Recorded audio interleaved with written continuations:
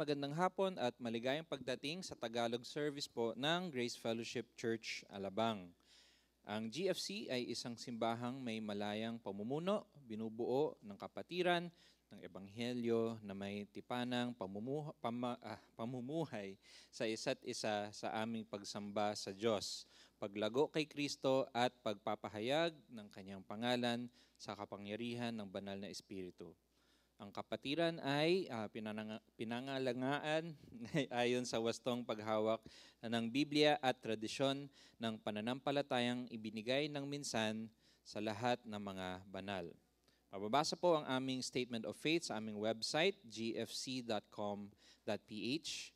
Kung kayo po ay bisita at may mga katanungan, mangyari pong lumapit sa aming reception table katabi ng entrance pagkatapos ng pananambahan. Ikalulugod naming sagutin ang inyong katanungan. Ngayong hapon po, si Pastor Pedro po ulit ang mag-preach sa series po natin on 2 Corinthians. Tungkol po naman ngayon sa forgiveness. Kaya po, kung meron po tayong hindi pa pinapatawaran, today hopefully will speak to us. And as usual, ang mga worship songs po natin ay is supposed to help us reflect on these truths. First, ang pag-ibig ng Diyos, ang kakantahin po natin, no? Dahil minsan, we fail to love because we fail to see the depth of God's own love for us. Tapos ang pangalawang kakantahin po natin, ang bisa ng krus. For there is no forgiveness of sin without the shedding of blood, the death of Christ on the cross. We ourselves, tayo po, receive this grace, receive forgiveness by the power of the cross. Tas ang pangatlo pong kakantahin natin, His mercy is more. Because tayo po mismo, we have received the mercy of the Lord. Hindi lang po maliit na piraso, but for a large plank or log of sin. And we will praise Him for His kindness and praise Him for His mercy. Let's think about these things as we sing together. Tayo po ay tumayo and let us sing ang pag-ibig ng Diyos.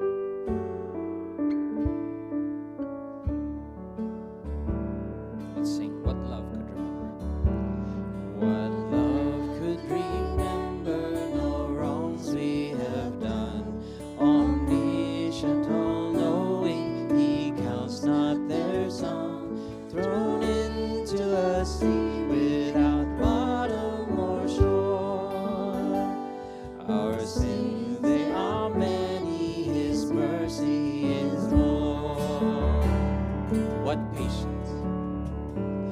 What patience would wait as we constantly roam? What Father so tender is calling us home?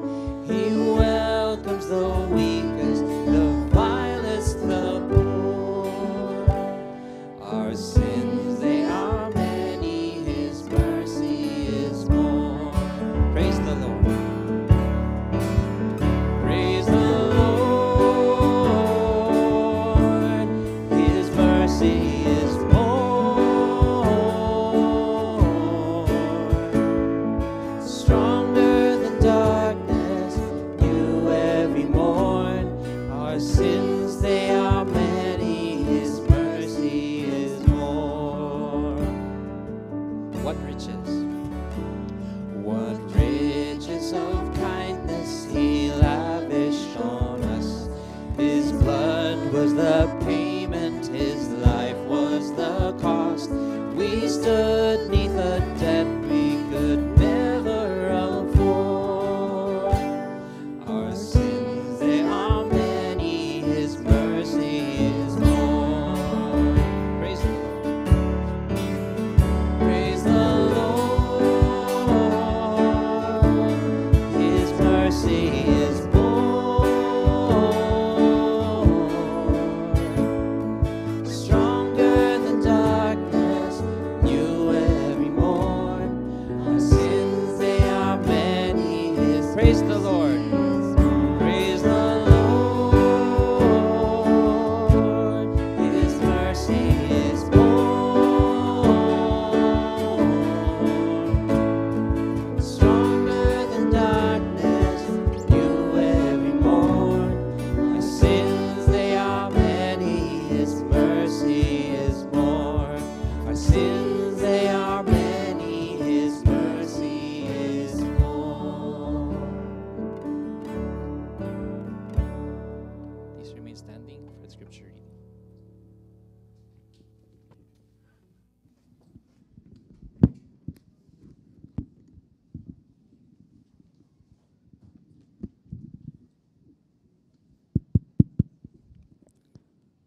Mateo, Kabanata 18, mga talata 23 hanggang 35. Sapagkat ang kaharian ng langit ay katulad nito. Ipinasya ng isang hari na hinga ng ulat ang kanyang mga alipin tungkol sa kanilang mga utang. Nang simulan niyang magkwenta, dinala sa kanya ang isang lingkod na may utan na milyong-milyong piso.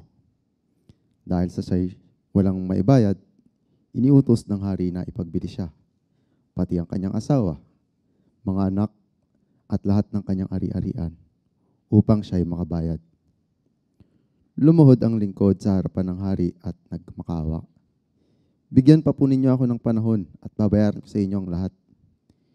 Naawa sa kanyang hari, kaya't pinatawad siya sa kanyang pagkakautang at pinalaya. Ngunit pagkaalis roon ay nakita niya ang isa niyang kapwa lingkod na may utang sa kanya ng 100 piso. Sinakal niya ito, sabay sabi, "Magbayad ka ng utang mo." Lumuhod ito at nagmakawa sa kanya. "Bigyan mo pa ako ng panahon at babayaran kita." Ngunit hindi siya pumayag. Sa halip, ito'y ipinabilanggo niya hanggang sa makabayad. Sumama ang loob ng ibang mga lingkod ng hari sa pangyayaring iyon. Kaya't pumunta sila sa hari at nagsumbong. Ipinatawag ng hari ang lingkod na iyon. "Napakasama mo," sabi niya. "Pinatawad kita sa utang mo sapagkat nagmakawa ka sa akin. Naawa ako sa iyo. Hindi ba't dapat ka rin sanang nahabag sa kapwa mo?" At sa galit ng hari, siya'y ipinabilanggo hanggang sa mabayaran ng buo ang kanyang utang. Gayon din ang gagawin sa inyo ng aking Ama na nasa langit, kung hindi ninyo taos-pusong patatawarin ang inyong mga kapatid. Mateo, Kabanata 18, mga talata 23 hanggang 35. Maaari na po tayo maupo para sa panalangin.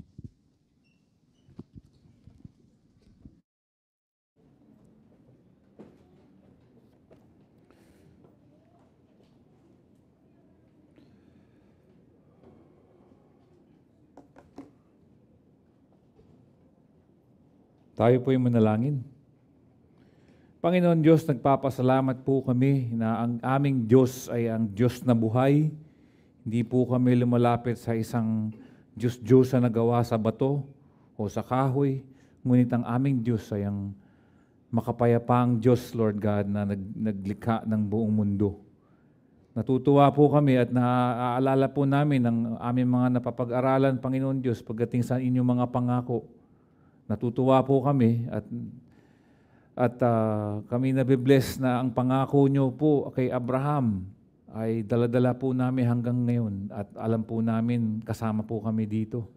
Natutuwa po kami ngayon na naiisip po namin, Panginoon Diyos, kayo po ang may control ng lahat.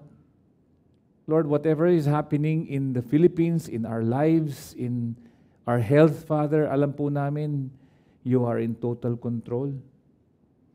Alam po namin kayo ang maghuhukom, Panginoon Diyos, sa mga kumakaaway po sa inyo at sa inyong mga alipin. Father, we thank you that we have a God who is in total control, na may soberanya po sa lahat ng bagay sa mundong ito. Ngunit nakikita din po namin ang aming kahinaan. Alam po namin na meron po rin kaming kasalanan na natitira sa aming mga katawan, Father God.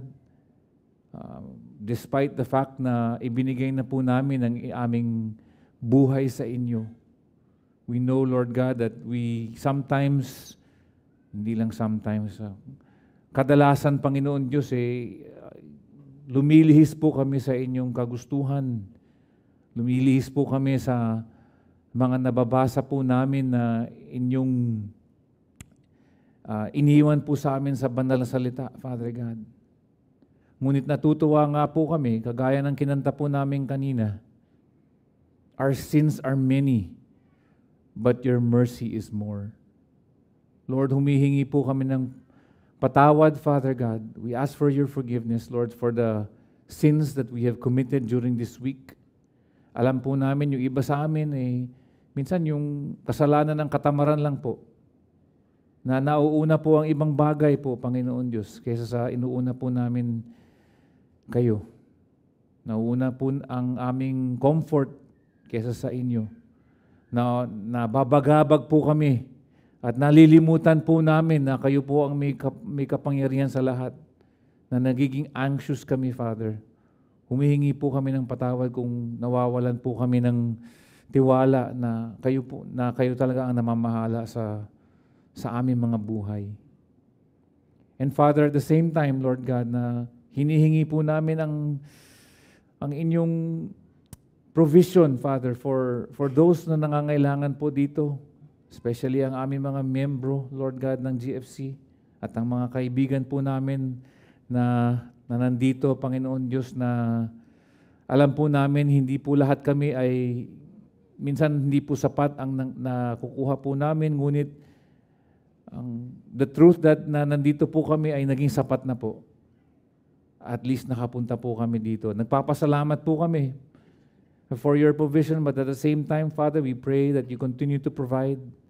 Ang may mga problema pagdating sa financial, Father, i-meet nyo nga kami. Ang mga may problema pagdating sa aming mga kalusugan, sa health namin, kayo din po ang mag-meet sa amin, Lord. Sana maka-find kami ng solutions regarding sa aming health. Yung sa aming mga emosyon, Panginoon Diyos, yung iba sa amin, nalalayo po sa inyo. May mga sama ng loob, Panginoon Diyos. Inaalay po namin ito, nilalagay po namin sa inyong paanan, Panginoon Diyos. At humihingi po kami through the Holy Spirit, through God the Holy Spirit, that you work in our lives, Father. And even lahat ng aming emotions, lahat ng aming unforgiveness, kagaya ng ipipreach namin ngayon, pag-uusapan namin ngayon, ay tinatapat po namin sa inyo at humihingi po kami ng guidance ng Holy Spirit for us today. Lord, sa aming iglesia, yung mga iglesia po dito sa Pilipinas, Father, tinataas po namin. Nataas po din namin yung iglesia ng aming kaibigan na pastor na si Abab Amigo, ang kanilang iglesia na High Rock, Panginoon Diyos. Gabayan nyo nga po sila. Patuloy kami nagpapasalamat, Panginoon Diyos, sa kanilang ginagawa, Father God, sa pagdadala ng mga speaker dito. At we pray that lahat po ng gawain nila, Lord, ay maproteksyonan nyo, na gabayan nyo, bless nyo po. Bless nyo yung church na yun. Hinihingi din po namin ang blessing ng mga ibang churches dito sa Pilipinas na tunay na nagpapahayag ng inyong salita. Patuloy nyo nga gamitin ito para sa kaliwanagan, Lord God. Naalala po namin ang inyong iglesia is the pillar and buttress of the truth. And would you just establish these churches? Obviously, kami din po ay humihingi ng inyong basbas. We ask for your blessing, Lord, ng GFC, our local church. We pray, Lord God, na kahit yung direksyon po namin dito, ay sana i-direct nyo sa kung anong inyong kagustuhan, Father, for GFC. Please protect each and every elder, every person who preaches here, Lord God. Dalangin ko po, Panginoon Diyos, kayo naman po ang tumawag sa amin dito. Protektahan nyo nga po kami, please. We pray for today. Alam po namin medyo mahirap ang aming pag-uusapan pagdating sa church discipline at pagdating sa forgiveness o pagpapatawad, Panginoon. Dalangin po namin na kayo nga ang mangusap sa pamamagitan ng banal na Espiritu. God, Holy Spirit, would you just illumine each mind and every heart? And for those who still not have yielded their lives to you, O God, Lord, I pray for these individuals na hindi pa po isinusuko ang buhay sa inyo. Panginoon Diyos, lumalapit po kami. Kausapin niyo nga po sila. Dalangin ko po ngayon ang araw, Lord God, na makita nila ang biyaya na ibinibigay niyo sa pamamagitan ni Jesus, sa ginawa ni Jesus. Hindi sa aming kalakasan, hindi dahil sa sinabi ng pastor o maganda ang awitin, Lord. Ngunit sana mangusap nga po kayo sa pamamagitan ng banal na Espiritu. For those who still not have yielded their lives to you, O Lord, I come. And I pray that today might be the day they might see the glory of Jesus in the grace of the cross. And so, Father, as we study your word, we ask, speak. We want an encounter from you today. In Christ's name. Amen and amen. Magandang hapon po sa inyong lahat. Uy. Yun, buti na lang may signal. Dali lang po. Ang text natin for today is 2 Corinthians chapter 2 verses 5 to 11. Ang pamagat natin ay ang ministeryo ng pagpapatawad. Igagawin ko sanang ipagpatawad mo At gusto ko sanang kantahin pero wag na. Marami na sila nagro-rotate dun sa song leaders. Mari po tayong tumayo para basahin natin sabay-sabay ang 2 Korinto chapter 2 verses 5 to 11. At ito ang ating main verses for today. Verse 5. Subalit kung ang sinuman ay nakapagdulot ng kalungkutan, hindi ako ang pinalungkot niya, kundi sa isang paraan ay kayong lahat, upang huwag akong maging lubhang mahigpit sa inyong lahat. Para sa gayon tao, ang kaparusahan ito ay nakararamin ay sapat na. Bagkus, inyong patawarin siya at aliwin or to comfort, baka siya ay madaig ng labis ng kalungkutan. Kaya't ako'y nakikiusap sa inyo na pagtibayin ninyo ang inyong pag-ibig sa Kanya, sapagkat ito ang dahilan kung bakit ako sumulat, upang aking masubok kayo at malaman kung kayo ay masunurin sa lahat ng mga bagay. Ang inyong pinatatawad ay ipinatatawad ko rin. Ang aking pinatawad kung ako'y nagpapatawad ay alang-alang sa inyo sa harapan ni Kristo. At ito ay aming ginagawa upang huwag kaming malamangan ni Satanas, sapagkat kami ay hindi mangmang tungkol sa kanyang mga balak. Maaari na po tayong maupo. Pagpalain po tayong lahat sa pagbabasa at pag-aaral ng salita ng Diyos. Sa unang 3 siglo, or the first 3 centuries, ay nakaranas ng matinding pag-uusig ang iglesia. Pagkatapos ng Pentecost na makikita po natin sa Acts chapter 2, ay inusig sila ng mga Hudyo bago dumating ang Imperial Roman Empire na umusig sa kanila. Ito ay nangyari from 70 AD or 60 plus 60 AD until the 3rd century. Pagdating sa 3rd century, sa 250-251 AD, ay lalong lumala ang pag-uusig. Sa panahon na yun, ang mga Kristiyano ay tinitipon at tinatanong tungkol sa kanilang pananampalataya at sa kanilang paniniwala. Sila ay pinipilit kilalanin si Caesar o ang kanilang emperor ng Rome bilang Panginoon. At pinapabigkas nga yun na sasabihin mo, Kaiser Kurios or Caesar is Lord. At hindi ang ating Panginoon Jesus ang Diyos. Hindi natin bawal po sabihin sa panahon nila ay Jesus is Lord. Kailangan ang sasabihin mo ay Caesar is Lord. Kapag ang isang mananampalataya ng emperor ng Roma ay kumilala, kung anyone who ang isang mananampalataya, let's say, kinilala mo ang emperor ng Rome bilang Diyos na hinihiling nila,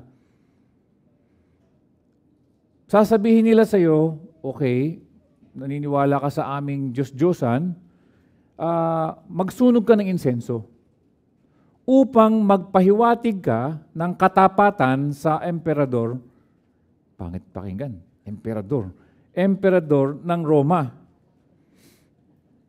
Hindi po ako umiinom, Ang tao ay karaniwang binibigyan ng isang parang dokumento na nagsasabing, nakapagsunog na yan ng insenso. At huwag nyo nang guluhin yan, mga Roman soldiers. Ang tawag dito sa dokumentong ito ay isang libellus na nagpapahiwatig na dumaan ka na dun sa ritual at nagkaroon na ng pangako ng katapatan sa Romans. Kapag naman ang Kristiyano ay faithful at hindi susuko sa tapat ng pag-uusig, siya ay maaaring humarap sa matinding persecution. Siya ay maaaring humarap sa kamatayan. Yung iba naman, pag ayaw mong humarap sa mga tao, kinakailangan ka lumayas sa kapangyarihan ng Roman Empire, pupunta ka sa mga gilid-giliran, maninirahan ka na lang sa mga kuweba at malayo sa civilization. Malayo ka sa pamilya mo, marahil hindi maganda ang buhay doon. Yun ang mga two options mo. Ngunit sa panahon ng iba, para sa iba, sa panahon ng kahinaan at kompromismo, ay sometimes Christians succumb to the pressure of Rome at sila'y itinatatwa ang ating Panginoon or they deny our Lord Jesus Christ. May mahirap magsalita kung sabihin kong patay. Abay, kung ako'y natutukan wala pa naman baril sa panahon na yun, ako'y natutukan ng kutsilyo, sasabihin ko, sige, patay. Ngunit kapag ako'y natutukan, kapag tinutok yun sa aking pamangkin o sa aking apo, baka hindi ko masabi yun.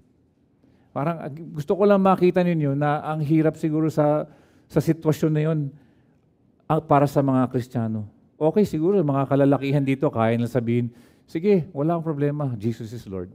O gawin mo sa asawa mo, nakaganon. Di ba? Hirap. O kaya sa anak mo. Okay, Gaby. Di ba? Hindi, kung wala ang ating Holy Spirit who will allow us to fulfill what God wants us to fulfill, mahihirapan tayo. Ngayon, ang iba, kagaya na sinabi ko, sa punto ng kahinaan at kompromiso, ay bumibigay. Ang kanilang buhay ay maliligtas at wala nang banta sa pag-uusig. Ang mga Kristiyanong ito ay true history po. mga tumatanggi kay Kristo, ang tinatawag sa kanila ay ang lapsis. L-A-P-S-I or L-A-P-S-E, laps. Mga naglaps na Christian. Mga lipas na Kristiyano. Ito yung nangyari sa 250 AD, 248 to 251 AD. Nung namatay yung isang pinakamabagsik na emperor na ang pangalan niya si Decius, ang pag-uusig ay nawala. At marami sa mga naglapsis, yung mga Kristiyanong bumitaw, bumigay, ay nais makabalik sa pakikisama sa simbahan. Ito'y nagdulot ng isang napakalaking kontrobersya sa simbahan. Dapat bang ang mga sumusuko sa pagigipit ng Roma ay payagan ba natin bumalik sa simbahan kung sila ay magsisi sa panahon ng kapayapaan at kasaganahan? Or dapat ba silang tanggihan? Ang mainstream church, ang sabi nila ay, kung tunay nga silang nagsisisi, hahayaan natin silang makaibalik sa simbahan sa loob ng ilang panahon. Sabi nga naman nila, kung si Pedro, nag-deny, tinanggihan niya ang Panginoon Jesus nung tumilaok yung manok, naibalik siya into fellowship. May biblical supporting text sila. May isang grupo, ang tawag sa kanila ay ang Novationists, from a person called Novation, who said na itong denial nila at ang repentance ay hindi pwede, bawal, hindi pwede yan. Sobrang ano. So ginawa nila, gumawa sila ng sarili nilang iglesia, separate from the main church. Ang tinawag nila sa sarili nila is the pure church. Tindi, di ba? Alam mo nangyari dito, nauwi sila sa paglalagay nila ng hindi makatotohanang pamantayan sa kanilang mga tao sa iglesia. Sobrang taas ng standard. Nauwi sila sa paghingi ng labis na disiplina, parang mga naging Pharisees sila. Pero panlabas lang naman. Ang main church, ang pangunahing simbahan, the main church, tandaan natin, wala pang Catholic, Orthodox, Evangelical, ito ay nasa 2nd, 3rd century pa lang. So, iisa lang ang main church nun. At ang yung pangunahing simbahan ay nagtiwalag sa kanila. Sabi, binansagan silang mga eretiko. Novationists and Donatists. Both with the same issue of not allowing yung mga lapsed Christians into the church. Ang masakit po dito, hindi, parang, di ba, it was a issue of forgiveness, pagpapatawad. Hindi ito yung mga pangunahing issue katulad ng Trinity, the Holy Trinity, o kaya yung deity or yung humanity ni Jesus, na, di ba, alam naman natin, Arianism, yung mga iglesia ni Cristo, sinasabi, tao lang, ay talagang hindi kayo pwedeng bumalik. Ito yung issue po nila, ay pagpapatawad. O ang kawalan ng pagpapatawad dito. Nasa huli ay nahati ang simbahan sa dalawa. Mga Novationists and Donatists at ang main church. Mga kapatid, ibinabahagi ko sa inyo, kinikwento ko po sa inyo ang kasaysayan nito dahil parang ganito ang mangyayari sa teksto natin. Particular na rin na tumatalakay sa disiplina or church discipline sa simbahan at siyempre, higit sa lahat, ang forgiveness or ang pagpapatawad. Nakakapanghinayang ang mga nangyari sa unang panahon na nakakasira sa iglesia dahil lamang sa issue ng unforgiveness. Pwede pong mangyari yun. Ngayon, tignan natin kung bakit natin kailangan pag-usapan yun. Kasi habang nag-aaral tayo sa teksto natin, para sa araw na ito, nais ko lang ipaalala sa atin, again, paulit-ulit na lang, yung background o konteksto ng mga talatang ito. Ang simbahan nito ay sa Corinto ay nagkaroon ng maraming problema gaya ng alam na natin. Pinapaalala namin na naman sa inyo ang, di ba, ang painful visit, ang severe letter. Pagkatapos ay itong may narinig siyang ulat mula kay Titus. Maganda yung narinig niya and then sumulat siya ng 2 Corinthians. Kaninang umaga, ginamit ko, sabi nung iba, maayos daw. Parang si Pablo nasa Quezon City. Okay? pupunta siya ng Batangas na Sugbu dahil may beach doon kasi mag-Holy Week na eh. Gusto niyang dumaan sa GFC ng 2 beses. So nangako siya sa mga taga-GFC. Dadaan ako dyan ha. 2 beses ako dadaan dyan. Okay. So mula QC, syempre dadaan siyang Alabang, magsa-service road siya, pupunta siya dito, hello, hi. Tapos, ang plano niya, dediretso siya sa Nasugbu, magbe-beach muna siya. Hindi magbe-beach si Paul. Pupunta muna siya doon sa ibang iglesia, tapos pabalik, dadaan na naman siya dito kasi on the way na naman papuntang QC. Ang nangyari, yung plano niya, sinabi na niya yung plano niya, pagdating niya dito sa GFC, abay galit sa kanya yung mga tao. Hindi maganda ang reception sa kanya. So, ang nangyari, diretso pa rin siya sa Nasugbu. May ibang iglesia doon. Pabalik, sabi ni Paul, kagaya ng sinabi ni Pastor Rico last week, hindi ko muna pupuntahan yan para sa inyo. Kasi mainit pa parehas. So, ang ginawa niya, sumulat siya, ang tawag dito is the severe letter. Hindi ito 2 Corinthians, ito'y before 2 Corinthians. Doon sa severe letter, sinulat niya, imbis na dumaan siya dito, dire-diretso sa northbound South Luzon Expressway, skyway na siya. Hindi na siya dadaan dito eh. Diba? Kung hindi, magsa-service road pa siya. Diretso na siya, nagbigay na lang siya ng sulat. At yun, medyo galit siya sa letter.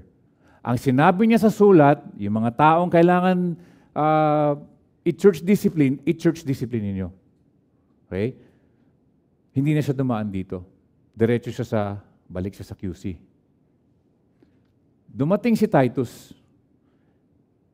Dumaan siya dito sa GFC at nakita niya, sabi niya, Pastor Paul, ang ganda pala na nangyari doon. May mga taong nagbago at nakikinig sa'yo. Yun ang inulat niya kay Pablo. So, ginawa ni Pablo, sumulat ng 2 Corinthians chapter 1 to, ilan ba to? 12? 13? At ito yung storya. Ito yung kwento. Sana nalinawan kayo kasi parang paulit-ulit kaming merong painful visit, severe letter, 2 Corinthians. Pero yun po ang nangyari. So sana makita ninyo ang chronological order nito. So doon sa severe letter nga, ang hinihiling ni Pablo ay yung church discipline ng mga ibang tao. It might not have been fully documented and formal in their way of church discipline, pero pag binasa natin, if we read between the lines, makikita natin, pag binasa natin itong verses natin, meron talaga silang pinapakitang discipline. Dahil maayos ang disiplina. Disiplina ay maganda. Disiplina ay kinakailangan. Crucial po ito sa ating mga pamilya. Crucial po ito at necessary para sa ating iglesia. And it is even beneficial for all. For your children, for your homes, for the church. Discipline is good. At ang talatang ito ay may kinalaman sa mga ugnayan ni Pablo, tatlong bagay, Si Pablo, ang isang nag-offend sa kanya, at ang iglesia. Okay, kanina pa ako nag-handboomes dito. Sana may puppet ako, pero hindi na siguro. Ito si Pablo. Merong kumalaban sa kanyang, ito nga nasa kaliwa ko, kumalaban kay Pablo. Tapos sinabi ni Pablo sa ulat, sa severe letter, hindi pa dito, sabi niya, i-church discipline nyo itong taong to. So, may mga followers itong taong to na medyo sumama din na loob at yung iba na tinitignan lang ako na nangyayari, ay mukhang naging effective naman. So, sabi ni Pablo, i-church discipline nyo to, taong to, nakikita ng buong church. Pagdaan ni Titus, medyo maayos naman pala, mukhang natauhan itong taong ito. Nandito na tayo sa chapter 2, verse 5. Yun yung context. Okay? Sana nakakasunod kayo. Okay lang? Alam mo kanina, sabi ng asawa ko, hindi mo na kailangan mag-translate. Puro Tagalog yung sinabi mo kanina. Kaninang umaga yun. So dito, Tagalog pa rin. So we pick up everything in verse 5. Sabi dito, subalit kung ang sinaman ay nakapagdulot ng kalungkutan, hindi ako ang pinalungkot niya, kundi sa isang paraan ay kayong lahat, upang huwag akong maging lubhang mahigpit sa inyong lahat. So, isipin nyo, may pinag-uusapan si Pablo, isang tao dito, ngunit hindi niya pinapangalanan kung sino. Medyo dinadahan-dahan niya. Ayaw niya maging overbearing na, sabi mo kagaya nung sinabi niya kay Hymenaeus and Alexander who have left the faith, huwag kayo sumama doon. Dito sinasabi niya, kinalaban ako, okay lang. Sabi niya, kung may mga tao, kung sino man, pero may tinutukoy siya isang tao, kung sino man ay nakakapagdulot ng kalungkutan, hindi lang ako yun. In a way, kayong lahat, in order not to say too much, yun mo sa English, in order not to say too much to all of you. Parang ayaw niyang maging, yung salita niya, sobrang gauged. Parang may dinadahan-dahan lang niya yung sinasabi niya. Pero pansinin po natin ano nangyari dito. Kay Pablo, ang sabi niya, if anyone has caused sorrow, that sorrow not only to me, but to all of you. Unang-una mapapansin po natin dito kung paano maaring makapinsala sa simbahan ang kasalanan ng ibang tao. In this case, isang tao lang nagkasala, apektado tayong lahat. Ang nakagawa ng pinsala sa relasyon ni Pablo at ng ilan sa Korinto, the whole church is affected. Lahat ay dumadanas ng sakit ng inaabuso si Pablo. Ika nga nila, di ba? Let's say, kahit na wala dito sa iglesia, kapag ang tatay o ang magulang ay may sin issue, kahit hindi pa alam ng mga anak at ng asawa na may sin issue siya, na hindi niya maibitawan, anong gagawin niya? Sabihin niya, taga-GFC kunwari siya, di na ako magpupunta sa church. Bakit? Hindi ko kayang tiisin yung mga kapatiran doon eh. Di ba? Minsan gano'n na lang nangyayari. So sino apektado? Di lahat, yung buong pamilya. Minsan may problema, may kasalanan ng isang tao o na nagkasala, lahat apektado.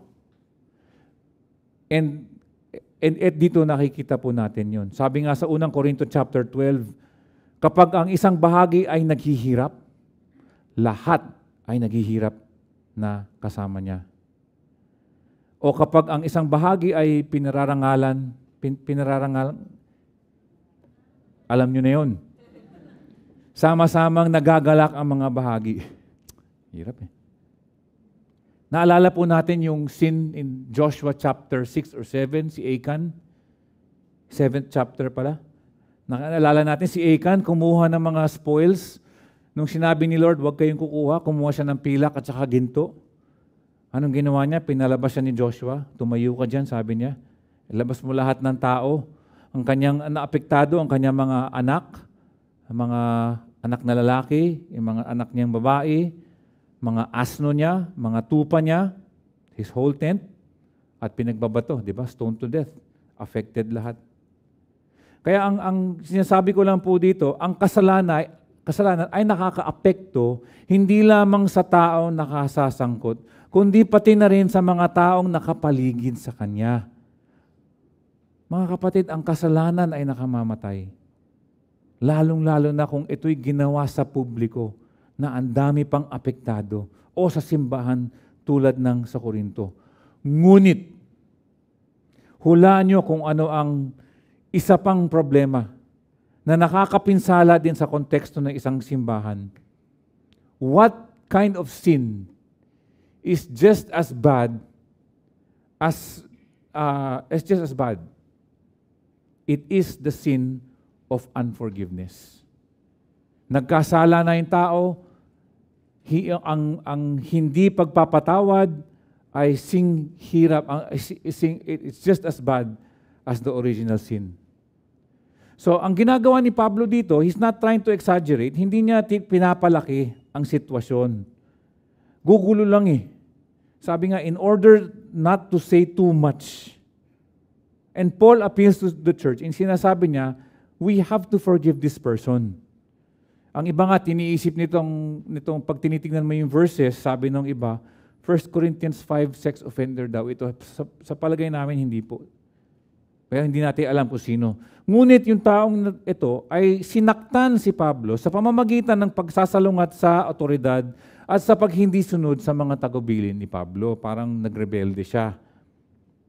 At sa kabila ng pinsala at kasalanan na ginawa niya kay Pablo at sa Corinthian church, ay hinihiling sa kanila ni Apostol Pablo na patawarin itong taong ito.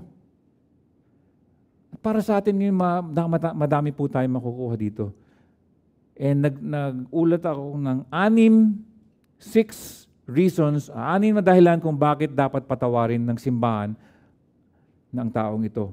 At sa batay ng ating pag-aaral, sana marami tayong matutunan sa ilang katotohanan which is biblical for us. 3 yan eh. Forgiveness, reconciliation, and restoration. Okay? Sa Tagalog, pagpapatawad, pagkakasundo, pagpapanumbalik.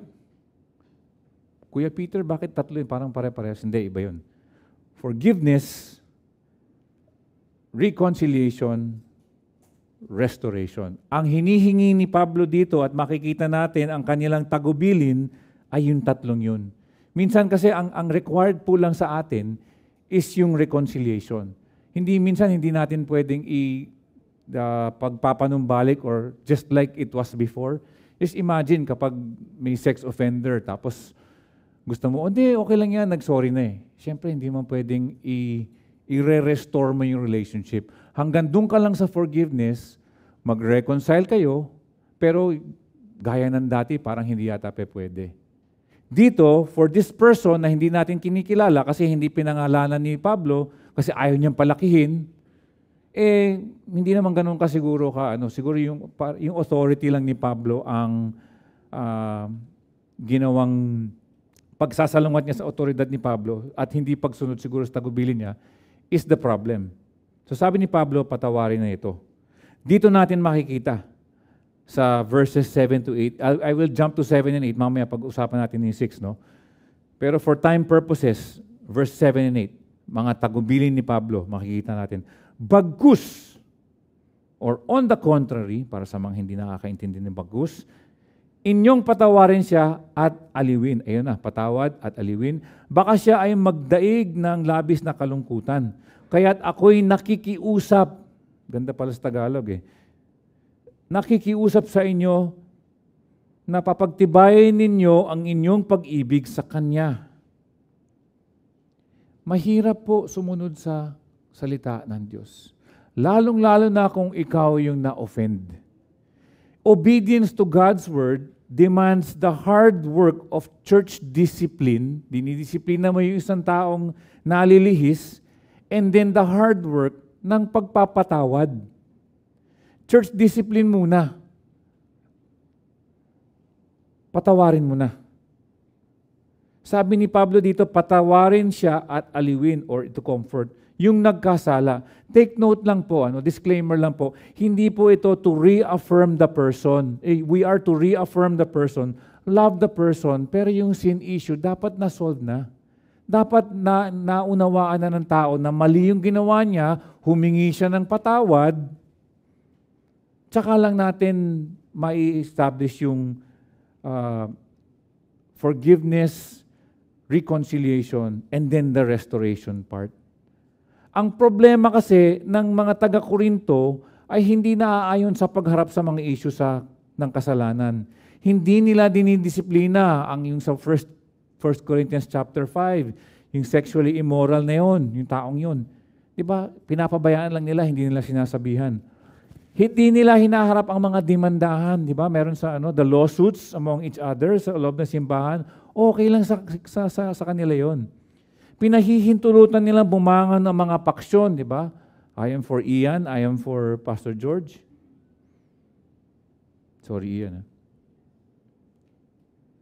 Yung paglalasing sa banal na hapunan, pinapabayaan lang nila.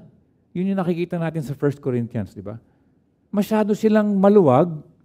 Ngayon naman, masyado silang mahigpit. A commentator once observed, sabi niya, we live in a time today which everything is permitted, but nothing is forgiven. Pinapabayaan lang natin, di ba? Pero may kasalanan yan. Ito ang paraan ng pagtugon ng mga taga-Korinto sa bagay na ito. This is how they did things. Dapat may disiplina sa buhay ng simbahan. Dapat may disiplina parati. Ngunit yung disiplinang yon hindi lang para disiplinahin lang ang tao, pero sana yung ginagawa natin yung disiplina para sa pagpapanumbalik ng tao or ma-restore natin yung taong iyon. In verse 8, pag tinitignan natin, affirm love toward Him or pagpatibayan ninyo ang inyong pag-ibig sa Kanya. Ang hindi ibig sabihin nito, pag tinitignan natin in verse 8, ay humihinto ang ating pag-ibig para sa tao. Yung demonstration lang, ang nangangahulugan, yung demonstration of love lang, ang nawawala. Ngayon, sabi ni Pablo sa verse 8, dapat ipakita ninyo ang pag-ibig as God has done for us through Christ. By the way, eto nangyayaring ito is ibig sabihin, pag sinabi na ni Pablo ganyan, dumaan na siya sa church discipline.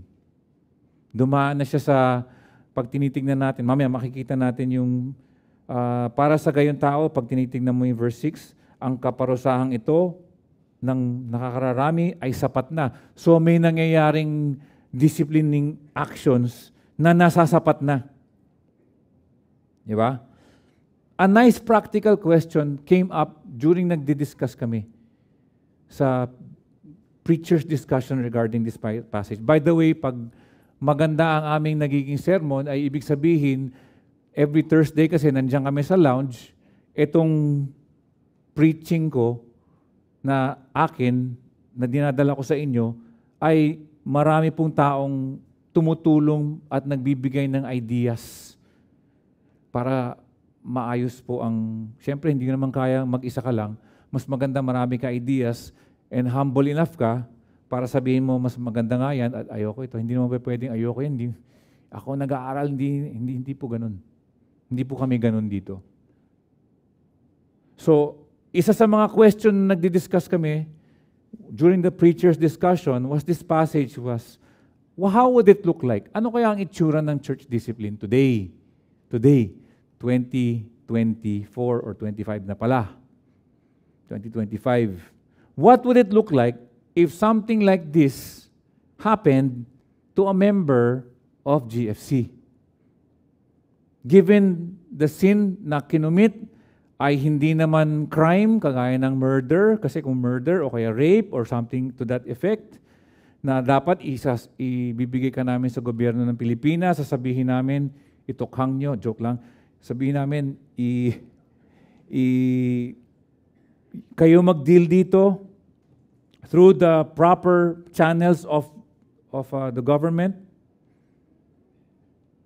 Pero kung hindi naman ganun ka-grave, ano ang itsura nun? Normal sins na nangyayari sa churches na hindi mo kailangan i-submit sa government. Number one, we would withhold the Lord's Supper. Habang naglo-Lord's Supper po ang lahat, or karamihan, hindi po namin kayong bibigyan. We will allow you to sit down with us. If you're a member, we would allow you to sit down, hoping na may exposure ka sa God's Word ay makapagbago sa inyong puso, especially kapag dinil ka na ng mga church members regarding your sin. We would withhold you. Hindi ka pwedeng magpunta sa PDF. Hindi ka pwedeng pumunta sa Women of Grace. Hindi ka pwedeng pumunta sa Men of the Word. Hindi ka pwedeng pumunta sa Golden Ladies. Sa small group mo, hindi ka rin namin papayagan. Sa breakout mamaya, hindi ka rin namin papayagan. We would withhold you. Hindi ka namin papayagan makipag-usap dyan. Kapag hindi nyo dinidil yung sin issue nyo. Kapag nagkainan kami sa manhan, at hindi ka rin pwedeng sumama sa amin. o sa grupo mo. Hanggat ma-realize mo na kailangan mong magsisi sa iyong ginagawa. Sakasakaling subukan mong pumunta sa amin sa manhan habang kami pasubo na, pag ganun mo sa pipigilin ka namin, sabihin namin, teka, pag-usapan muna natin ang sin issue mo. Bago ka pa kumagat sa forever spare ribs na napakasarap. O kaya lemon chicken. Siyempre may mga degrees po ito. But I'm just showing you kung gaano kasakit sana ang magkasala at ayaw mag-repent yung isang tao. Ganito po ang magiging model ng ating type of church discipline. We don't have a one-type-fits-all discipline, but we just want to show you the seriousness of sin in the local church. Siyempre, ang hirap ngang gawin po ito kapag hindi po kayo kasama sa church membership. Or, sabi mong 1,000 tayo dito, ang hirap, di ba? And as difficult as it is to preach texts like this, ito'y kinakailangan po natin pag-aralan. To talk about these things, kasi tinitignan po natin yung ating church model na parang gayon din na sumusunod sa utos at sa mga tagubilin ni Apostol Pablo pala ang ginagawa ng GFC. Alam ko lumilihis po tayo sa topic, ngunit gusto ko lang maidama ng ilan, gusto ko madama natin na mahalaga at iniisip namin na baka mahalaga ipakita ito kung gaano kasakit ang yung isang tao na ang buhay ay lahat namumuhan, ay lahat ay galing sa simbahan. Isipin mo, ang buhay mo. Isipin mo, isa sa tech, isa sa music ministry. Meron kang sin issue, ayaw mo ibigay. Ayaw mo i-give up. Alam na ng lahat ng tao or karamihan ng tao sa iglesia. At hindi ka namin papayagan, ang pwede ka lang maupo dyan para makinig at palalabasin ka na namin. At yun ay sinabi ni Pastor George ang gagawin. Joke lang. Masakit po yun on both sides. Masakit po para sa amin, sa atin, at masakit din lalo sa offender o yung may nagkakasala. Pero usually, ang nangyayari sa mga ganitong klaseng tao, yung mismong nag-offender o yung may kasalanan, ayaw na magpunta sa church. Tama po ba? Hindi kasi natin makita yung konteksto ngayon. Usually tayo pa ang hahabol eh. Kami pa ang hahabol sa inyo, yung mga ka-D group mo, ka-small group mo, ang hahabol sa inyo. Ang church members maghahabol sa inyo. Siyempre, pag minsan wala kayo dito, wala namang kaso eh. We understand those things na sometimes you're not here. Ngunit minsan iba, alam mo, pag may sin issue, parang bula, nawawala na lang. Tapos iti-text namin or susubukan naming i-contact o kahit kayo, alam nyo na to, daming excuses. Diba? Ayaw mo na may sin issue eh. Sorry, maglalaba ako ng Sunday morning. Sunday afternoon. Magpa-plancha. Sorry, layo. Nag-Bible study na lang kaming mag-asawa. Hindi ka ba manonood ng Pacquiao? Sorry, hindi na pala si Pacquiao, di ba? Hindi ka ba manonood ng Lakers? Ito maganda. Tinatamaan din ako dito. Walang bantay yung aso eh. Sorry, Ernst. Sorry, everybody who owns dogs. You know, marami namang may aso dito, pati ako. Kaya crucial yung ginagawa ng ating mga staff sa likod, mga ating usher sa likod. Kasi tinitignan po natin kung sino ang nawawala sa iglesia, sino hindi. Siyempre, alam naman natin, may mga excuse tayo, like health conditions, yung aking ka-group, may mga extra valid excuses na kami pa nga nagsasabing, huwag kayong pumunta sa church kasi kailangan nyo alagaan yan, yung health nyo. Di ba? At hindi naman po ito legalism. Sabi ko, tinitignan lang natin para ma-monitor yung mga tao. Ngunit, siyempre, the real reason is so that we can guide you to obey God.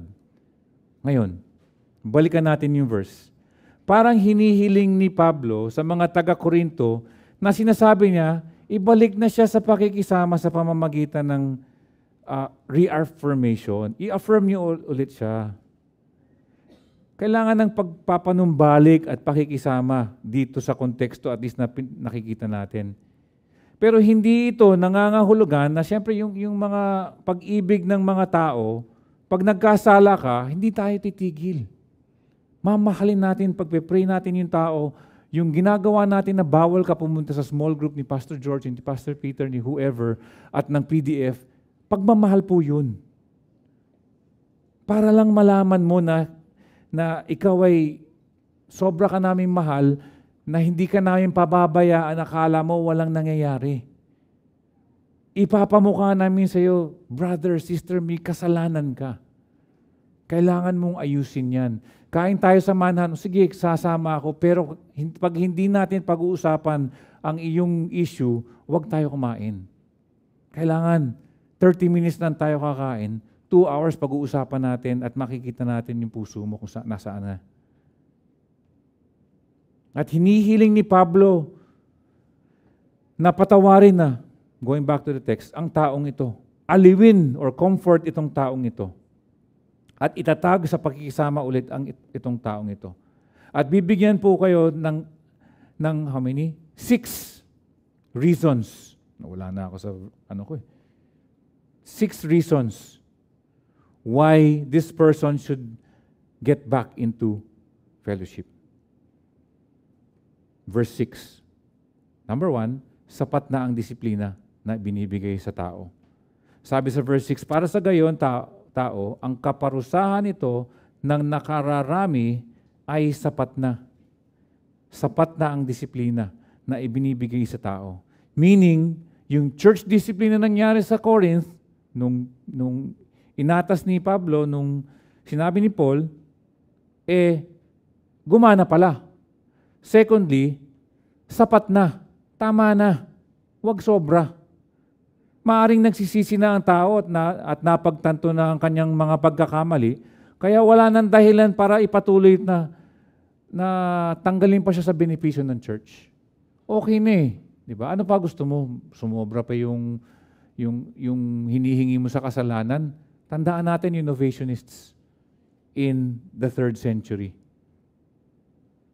Di ba? Minsan gusto natin labis ang ginagawa ng isang tao para lang ma-prove mo sa amin na talagang sorry ka. Sure ka ba? Sorry ka. Di ba?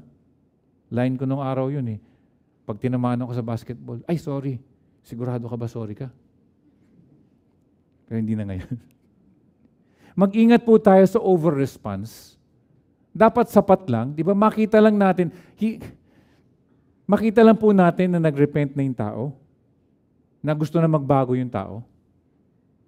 Dapat okay na sa atin eh. Hindi lamang ito sa simbahan, mga kapatid. Baka sa mga bahay natin, sa mga anak po natin, sa mga magulang po natin, nahihirapan po tayong magpatawad. Maging sa trabaho, maging sa tahanan. Kadalasan, usually, kung yung mismong liderato ninyo o yung isang pinuno, kagaya ni Pablo, ang nasaktan, ang nadamay, kadalasan mas matindi ang parusa. Siguro, ego ng mga leader, sanay na sila yung nasusunod parate. Minsan talaga mas matindi ang parusa. O magagalit ng mga tagasunod ng pinunong ito. Ngunit nakikita natin si Pablo. Sa kabila ng, sabi nga sa verse 4, last week's sermon, sa kabila ng kapighatian at dalamhati na dulot ng sama ng loob ng ginawa nila, ang kanyang reaksyon ay magpatawad. Kung tama na, makita mo na yung taong nagrepent na, ayos na yan. Huwag na natin sabihin, kailangan gawin ko rin sa kanya yung ginawa niya sa akin. Hindi eh. Hindi ganun si Pablo at hindi yun yung tinuturo ng Holy Scriptures. Pangalawa, ang nagkasala ay maaaring mapuno ng labis ng kalungkutan. Sabi sa verse 7, baka siya, sa second part na lang, baka siya ay madaig ng labis na kalungkutan. May danger po tayo, May panganib na ang nagkasala ay madala sa sobra. Kapag dahil nga sa sobrang gawin ng church sa isang tao, ay labis ng kalungkutan, baka abutin siya. Sa Griego, ito ay isinasalin bilang parang quote-unquote, nilamon. Baka lamunin siya. Baka magka-depression pa siya dahil sa kalungkutan. Alam ko, mahirap kasi pag tininisip po natin yung konteksto na nangyayari nung araw, parang hindi natin makita yung quote-unquote, yung parusa. Wala na kasi hindi natin makuha na parang ang buhay ng isang tao sa Corinth in the first century in this context it is the church or nothing. He needed the church for everything. Natatakot siya para sa kanyang sariling kaluluwa at lubhang kinakailangan po niya ang lokal na simbahan. Ngunit ngayon, ang daming taong umiiwas na lang sa disiplina. Diba? Iiwas na lang sa disiplina ng simbahan at dadalo na lang sa ibang simbahan kung saan malilimutan na lang ang issue ng kasalanan at ang kanilang pananagutan. Ay, ayoko dyan sa GFC. Church discipline ako dyan. Mayabang lang yung lipat na lang ako dito. Iba na lang. Diba? Ngayon, may context na tayong ganun ngayon. Dati, sobrang importante ng iglesia sa panahon ni 1 Corinthians and 2 Corinthians. And I feel hanggang ngayon dapat ganito po tayo.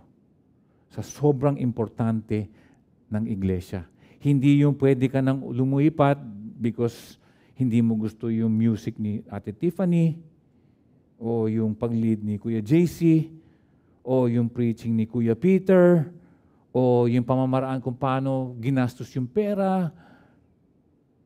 Di ba? O yung style nyo nagro-rotate kayo, dapat isang tao lang. Andaling lipat na lang. Ang dami kasing church Dito sa Corinth, wala naman silang choice kung hindi manumbalik. Sapat na yun, sabi ni Pablo. Because the sinner might be overwhelmed by excessive sorrow. Baka tumalikod pa siya sa pananampalataya niya. At si Paul ay nagpapakita ng pagmamalasakit sa kapakanan ng nagkasalang ito. Sabi niya, ay baka masobrahan na. Kung gusto natin simplihan, nasa Lucas chapter 17 verse 3 yan. Sabi dito ni Jesus, mag-ingat kayo sa inyong sarili. Kung magkasala ang iyong kapatid, sawayin mo siya. At kung siya ay magsisi, ano daw? Napakasimple, patawarin mo siya. Pangatlo, ito ay isang pagsubok ng pagsunod kay Pablo. Sabi dito sa verse 9, jump ulit ako sa verse 9, sapagkat ito ang dahilan kung bakit ako sumulat, aking masubok kayo at malaman kung kayo'y masunurin sa lahat ng mga bagay. It was a test of obedience, pagsubok sa pagsunod. Again, not to sound too repetitive. Diba, may severe letter nga siyang sinulat na hindi 1 Corinthians or 2 Corinthians. Bago ang 2 Corinthians, sumulat siya. Ngunit naniniwala ako na parang ito yung tinutukoy ni Pablo. Sabi niya, sumulat ako. Kung bakit ako sumulat? Yun yung sulat na hindi na siya tumuloy doon, sumulat na lang siya. At yun ay sulat, sabi niya doon sa unang sulat, i-church discipline yung tao. Okay, na church discipline siya. Ngayon, itong sulat na ito, pangalawang sulat, sabi niya, tama na church discipline. Tanggapin niyo na siya. So, pag tinignan natin yung verse 9, so for this end I also wrote, whether you are obedient in all things. What yung all things? In church discipline and restoration. Parehas. Sa lahat ng bagay. You are obedient, malamang kung kayo'y masunurin sa lahat ng bagay. Nakukuha niya po, dalawang sulat kasi kaya nga tayo pa ulit-ulit dun sa severe letter. Kasi yung severe letter na yon na hindi inspired, yun yung nagsasabing sumulat siya para i-church discipline yung tao at iba pang mga bagay. At yun sabi ni Titus, Kuya Paul, Kuya Pablo, effective. Talaga? Sulatan natin ulit. Pamamagatan natin 2 Corinthians. Joke lang. Pero yun yung nangyayari. Sabi dito sa Pangalawang Korinto chapter 2 verse 4, sapagkat mula sa maraming kapighatian at hapis ng puso ay sinulatan ko kayo na may maraming luha. Okay, sumulat siya. Sabi niya, i-church discipline nyo. Ito gawin ninyo. Dapat mali kayo. Pinagalitan niya to. Pero habang niya ginagawa yun, marami siyang luha. Sabi dito, hindi upang kayo ay maging malungkot, kung hindi upang inyong malaman ang masaganang pag-ibig na taglay ko para sa inyo. Bakit? Because if Paul did not love the Corinthian church, he would not get mad at them.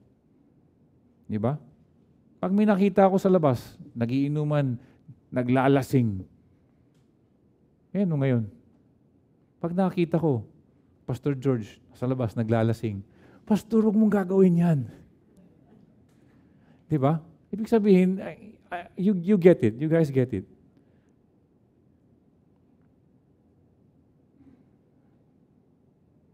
Pang-apat, dahil sina Pablo at Kristo ay sumasang-ayon sa pagkilos na ito. Or because Paul and Christ approve of this action of forgiveness. Basahin natin ang verse 10. Ang inyong pinatatawad ay ipinatatawad ko rin. Ang aking pinatawad kung ako'y nagpapatawad ay alang-alang sa inyo sa harapan ni Kristo or in the presence of Christ.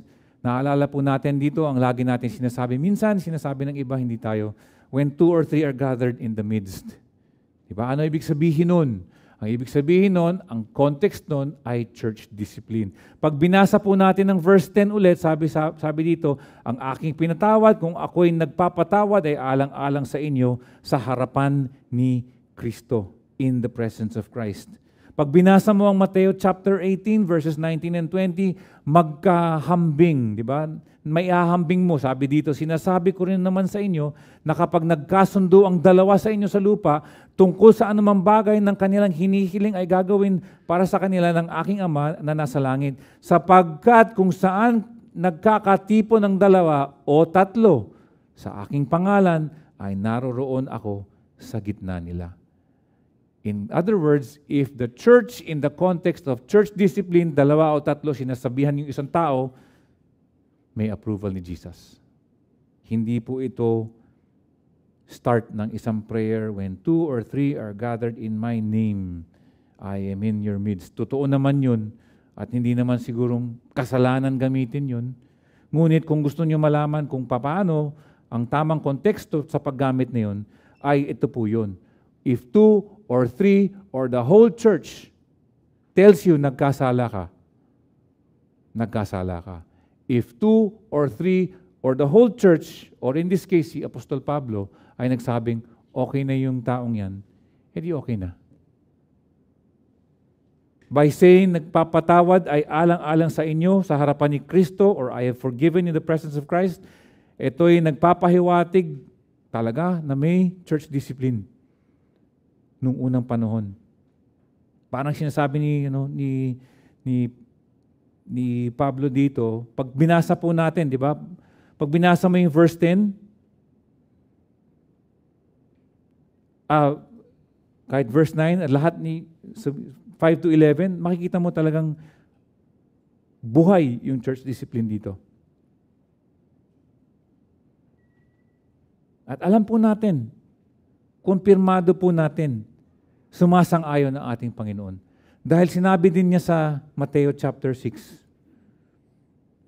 sa Lord's Prayer, at patawarin mo kami sa aming mga utang. Gaya rin naman ng pag nagpapatawad sa mga may utang sa amin. Hindi lang po ito patungkol sa pera, ngunit ito'y patungkol din sa pagkakasala sa ibang tao. Forgive us our sins as we forgive those who sin against us. Hindi mo po pwedeng paghiwalayin yun. Kaya nga aprobado ng ating Panginoon Jesus. Panglimang rason is upang hindi samantalahin ng kaaway o ni Satanas ang kasalanang ito. Nasa verse 11 na po tayo, at ito'y aming ginagawa upang huwag kaming malamangan ni Satanas, sapagkat kami ay hindi mangmang tungkol sa kanyang mga balak. Paano natin ito maintindihan? Simplihan ko na lang. Kapag walang forgiveness dito sa church na ito, sa Corinth, nasa isip ni Pablo, gagamitin ni Satanas to upang mahiwalay si Pablo sa kanila. Okay? So, this would make Paul separate himself from the Corinthian church itself. At pag nangyari yun, may upper hand si Satanas. Ang gusto ni Pablo, maayos pa rin ang kanyang communication with the Corinthian church, na hindi masira ang kanilang rapport. Kahit na may church discipline issue, okay lang sila. Kapag nangyari ang unforgiveness dito, pagsasamantalahan ng kaaway. At ang mangyayari nun ay bubulungan ng kaaway yung mga tao. Sabihin, huwag mong patawarin yan. Sige, huwag nyo na pabayaan nyo na si Pablo. Hindi naman magaling na super apostle yan or whatever. Mahihiwalay na si Pablo sa Corinthian church. As sabi ni Paul, so that Satan will not or might not take advantage of us. Because we know of his schemes. Alam natin, hindi tayo mangmang tungkol sa kanyang mga balak. Yun yung verse 11. Upang hindi tayo samantalahin ng kaaway ang kasalanang ito. Lastly, ang pagpapatawad at pag-aaliw sa lalaki, gayunpaman, ay magsisilbi ring pagkakasundo ng mga miyembro ng simbahan at sa gayon ang buong congregation kay Pablo. If nangyaring dapat nitong pigilan ng intensyon ng kaaway, di ba? If, again, nangyaring hindi sila na magpatawad, Satan will try to come in and accuse people like he always does, and magkaka-doubt din yung kanilang Christianity, yung pagka-Kristiyano ng lahat. And yun po ang aking conclusion for today as we conclude. Ang pang-anim na rason kung bakit kailangan patawarin itong taong ito, dahil ang pagpapatawad ay tanda ng isang taong may kaligtasan. Forgiveness is a manifestation of saving faith. Pag binasa po natin ng Colossus chapter 3, nandyan sa verses 12 and 13, pero 13 na lang ang basahin natin. Pagtiisan ninyo ang isa't isa. At kung ang sino man ay may reklamo laban sa kanino man, magpatawaran kayo sa isa't isa. Ano sabi dito? Bakit? Kung paanong pinatawad kayo ng Panginoon, ay gayon din naman ang inyong gagawin. Mga kapatid, forgiveness or yung pagpapatawad ay kasama sa pagiging Kristiyano. Alam mo, kaninang umaga, ginamit ko rin itong isang si John Wesley, isang theologian, isang hymn writer. He says he once had the occasion to drive this daunting truth of forgiveness home. He had offended a British general named Oglethorpe. And sabi ni Oglethorpe, I never forgive. Sabi ni John Wesley, Sir, I hope you never sin. Kasi ang pagpapatawad ay kasama sa pagiging Kristiyano.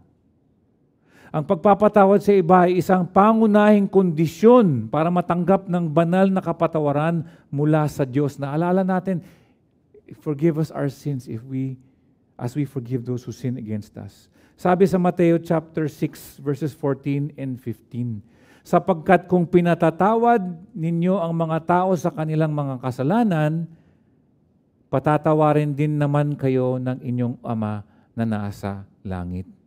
Ngunit kung hindi ninyo pinatatawad ang mga tao sa kanilang mga kasalanan, hindi rin naman kayo patatawarin ng inyong Ama sa inyong mga kasalanan. Simple. Mga kapatid, suriin natin ang ating mga puso sa aspetong ito. Ito'y kasama po sa buhay Kristiyano. Marahil baka iba sa inyo, wala po akong kailangan patawarin na tao ngayon. Wala po akong naiisip. Marahil baka ganun din po kayo. Ngunit baka yung iba, nahihirapan din dito. Ang point ko lang po is dapat yung disposition po natin, dapat ang attitude po natin, ang puso po natin, ay dapat laging handang magpatawad. Kasi kasama po sa theology po natin yan of forgiveness. Forgiven people, forgive. Ang mga pinatawad na ng Diyos ay nagpapatawad. Hindi po pwedeng paghiwalayin yun. Ang model sana po ay parang isang tao na always stretching his hand out, ready to forgive anytime. Kasi alam natin, konektado tayo sa krus eh. Pinatawad tayo, bakit tayo hindi magpapatawad?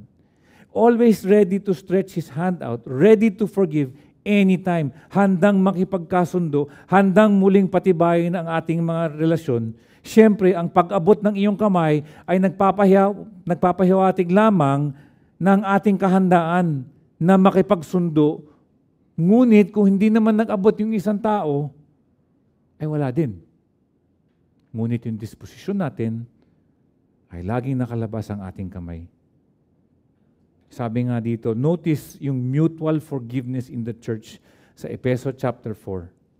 At maging mabait kayo sa isa't isa. Mga mahabagin, nagpapatawad sa isa't isa. Always ready to forgive one another. Gaya ng pagpapatawad sa inyo ng Diyos kay Kristo. Ito yung tanda ng tunay na Kristiyanong pagsasama. True Christian fellowship, hindi pwedeng, okay love one another, pray for one another, admonish one another, sing with one another spiritual psalms, pero forgive one another, mamaya na yan. Kasama po yan sa binigay po sa atin na attitude ng Holy Spirit. Forgive us our sins as we forgive those who sin against us. Hindi po pwedeng paghiwalayin yung sentence na yun. It is a biblical absurdity if we try to separate that. Remember the truths that we learned. Unforgiveness splits up churches. Forgiven people forgive. Ang mga pinatawad ay madali din nagpapatawad. Amen.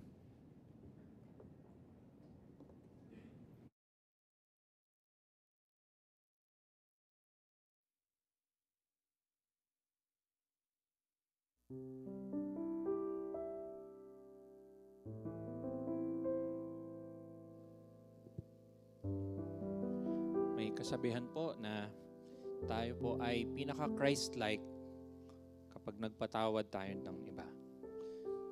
Hindi po tayo iniwan ng Diyos na magtaka kung paano at bakit magpapatawad ng iba. So we thank the Lord for the epistle, for 2 Corinthians, para sa nangyari kay Pablo.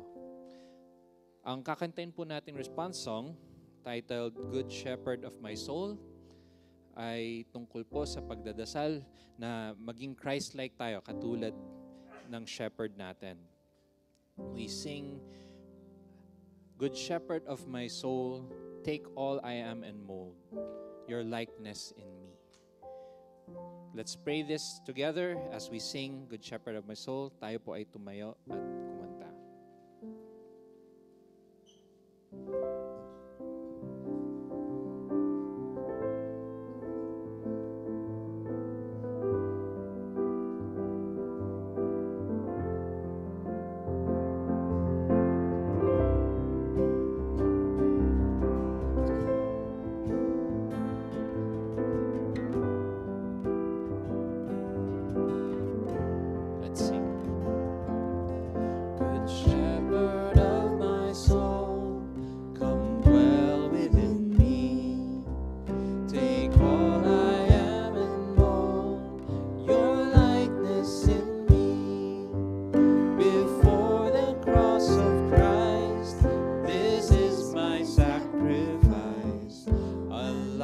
laid down and ready to follow.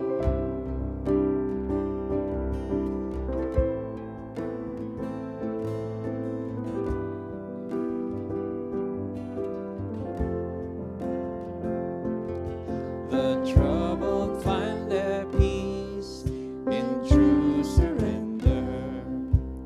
The prisoners they're released from chains of anger. In springs of living grace, I find a resting place to rise refreshed and ready to follow.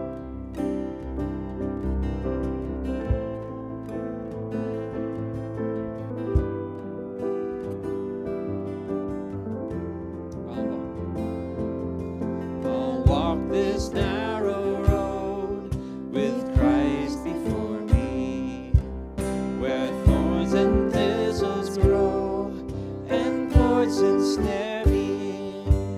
Though doubted and denied, He never leaves my side, but lifts my head and calls me to follow.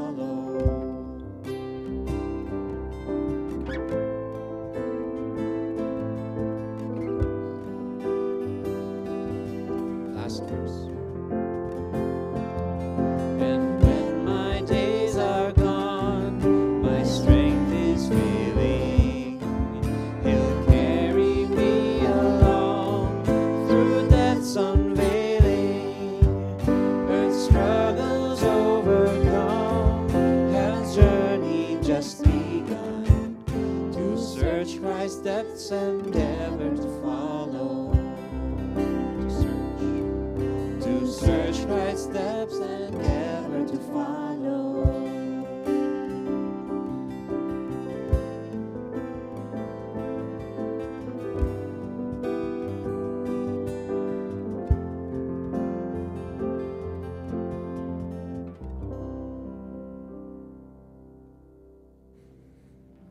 All right, thank you, Brother JC. May mga konting announcement po tayo for this coming week. No Bible studies. Bible studies will resume after the holidays. Holiday ba? No, holidays naman. At please pray for Pastor George who will be giving us a resurrection passage for next Sunday. Yeah. Men of the Word is calling all men to lace up their sneakers for Fast Breaks Men's Basketball Fellowship on the 26th of April, 7 to 10 a.m. in Alabang Hills Clubhouse, covered courts. Lace up your sneakers, and if you don't have sneakers, buy sneakers. I'm kidding. There will be games that can be played by brothers of all ages and skill levels. No? Kung hindi nyo kaya mag 5-on-5, okay lang. Baka may ibang gagawin ito. May stretching exercises, basketball drills, and of course, Devo and fellowship over sandwiches. Last time, may mga kasama po tayong mga ladies, mga asawa. Sinama nila, nakipag-basketball. We had a great time. I think it was Cheryl Lupena who was with us last time. We had fun. So invite all your friends, April 26, Saturday. Baptism class and baptism proper on May 17, 2025. This is for everybody who has not yet been baptized or immersed. If you have never been immersed, please join us. No? We've talked to a few. Sabi kung hindi lang po ito para sa member. Ibig sabihin, kung member na kayo, hindi pa kayo baptized, ay mag-unmember muna kayo. Kasi hindi pwede yun. Anyway, so we encourage you, everyone, to go there and get baptized. Shall we pray? Father, nagpapasalamat po kami sa inyong text na napakahirap po, Panginoon Diyos. Ngunit nagpapasalamat po kami na ang aming ginagawa po dito sa GFC ay hindi po masyadong malayo sa nakikita po namin sa mga alituntunin at saka mga tagubilin po ni Pablo. Patuloy niyo nga kaming gabayan, Panginoon Diyos, sa itong iglesyang ito, Father God.